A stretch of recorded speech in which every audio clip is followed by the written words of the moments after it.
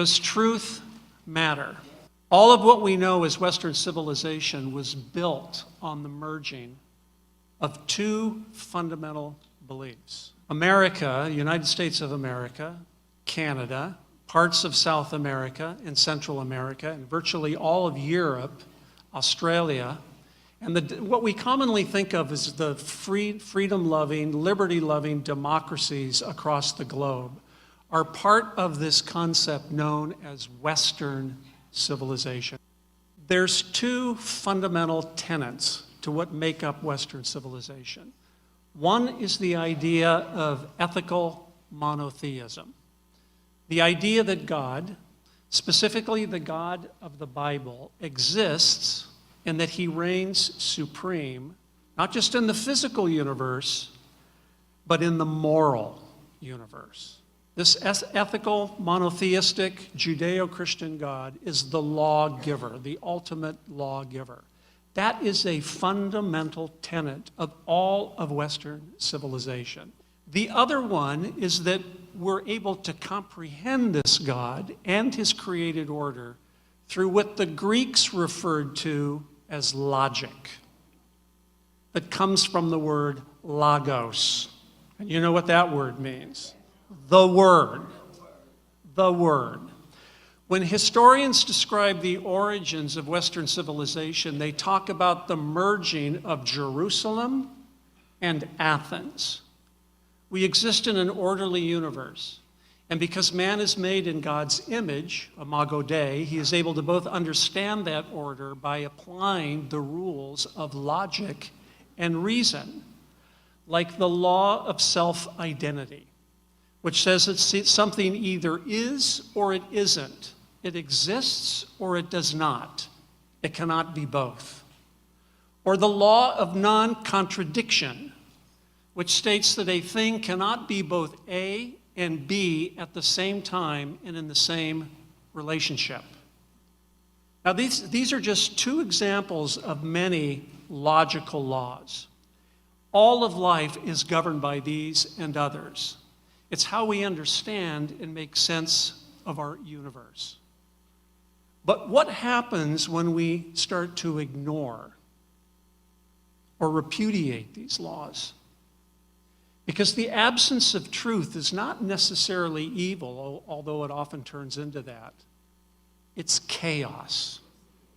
Chaos, where words no longer have reliable meanings and where they become tools of the powerful. Why is this important?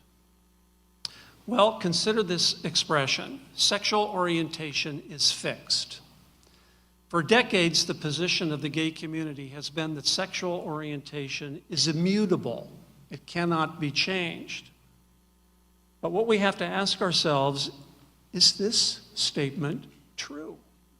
Is this true?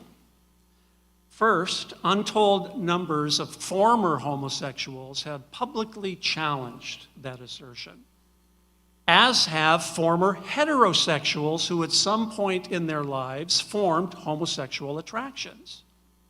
And unless all of these people are lying or delusional, then sexual orientation cannot be fixed. It was also once claimed that one's sexual orientation was genetic. But is it? Is that a true statement? Because despite the massive efforts to find such a link, it's never been shown. Simon LeVay, who is a famous British neuroscientist, renowned on his studies on the differences between the brains of hetero and homosexual men. And many people tried to use his studies to say, oh, there's a genetic link with homosexuality. But this is what Simon LeVay himself said. It's important to stress what I did not find. I did not prove that homosexuality was genetic or find a genetic cause for being gay. I didn't show that gay men are born that way. The most important mistake people make in interpreting my work. And though you rarely hear it, even in the gay community, there are those who are coming out and challenging this accepted orthodoxy, like the lesbian activist Camille Paglia, who in her bestseller, Vamps and Tramps, said this: our sexual bodies were designed for reproduction. No one is born gay. The idea is ridiculous. Homosexuality is an adaptation, not an inborn trait. It's not me saying that. That's lesbian Camille Paglia saying that publicly.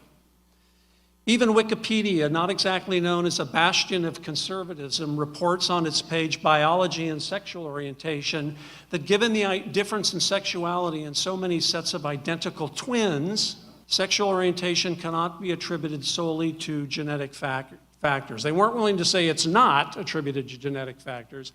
That would be going too far for Wikipedia. And the most recent findings support what was already known.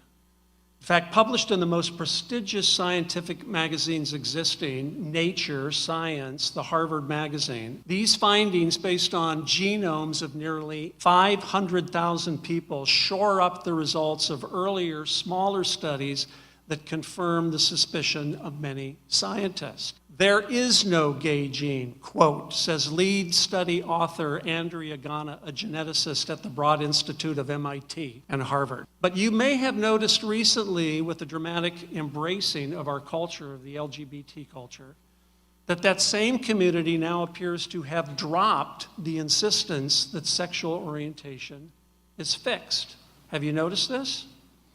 In fact, having a fixed sexual orientation is now considered somewhat passé, as many in that same community are now self-identifying as bisexual or pansexual.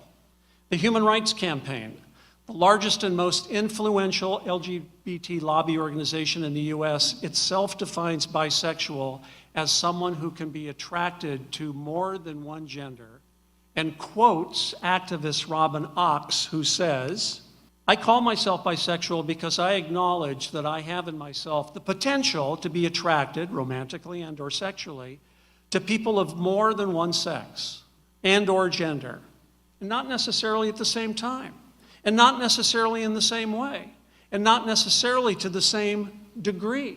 So that the same groups who once insisted sexual orientation was immutable, fixed, now endorses a spectrum of attractions over a spectrum of time. Pansexual, also endorsed, means you are attracted to the entire panoply of sexes and their many expressions. So whether from simple anatomical observation, genetics, or the admissions of those who identify as bi and pansexual, it appears self-evident that one's sexual orientation is not, in fact, fixed.